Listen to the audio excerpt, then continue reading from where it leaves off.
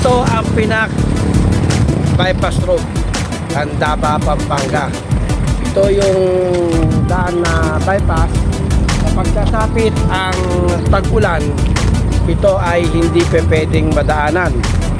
Yung mga motorista, mga biyahero, ito ang laging nila dinadaanan para mas madali sila makapunta ng Santa Ana, San Fernando, Arayat at maraming pambayan dito sa Pampanga area.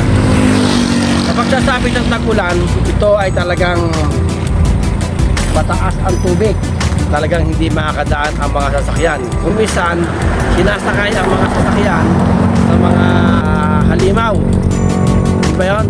Yung mga halimaw na matataas ang gulong, doon nila sinasampa ang sasakyan. Magbabayad ka lang. Ang pagkakaalam ko ay may 500, may 300, depende yun sa bigat ng sasakyan.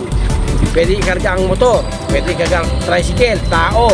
At kung minsan gumagamit sila dito ng mga bangka. Dahil nga ito ay makikita mo, nagmimistulang parang dagat.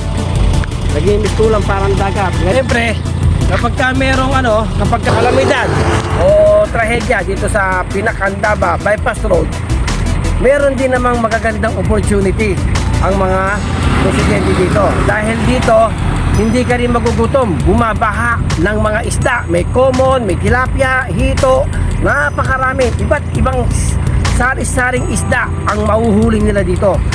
Kahit na mayroong bahayan, tag-ulan man yan, mayroong mga opportunity. Kapag ka naman panahon ng summer, napakalawak na kabukiran. Ang daming palay. Yan. Ganyan yan ang buhay dito sa Candaba. Kaya wala rin gutom yung mga residente dito. Alright, ayun, panibagong vlog, panibagong informative for today's video. Ako si Boss Bakat, side by side, left and right, back to back, you know. Ayan mga boss, nalimutan natin banggitin yung San Miguel, Bulacan. Dito rin ang daan ng mga sumusukat papuntang San Miguel, Bulacan. Bata sa bata, bata sa matanda, sabi San Miguel, Bulacan, at kung pupunta ka ng Tarlac. Ito talaga ang pinakamagandang daanan, itong Candaba bypass road. Alright?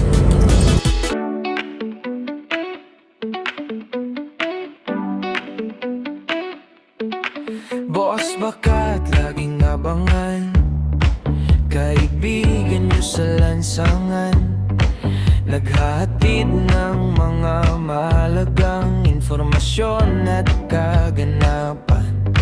Side by side, left and right, back to back hanggang umabot sa bawat lugar, sa bawat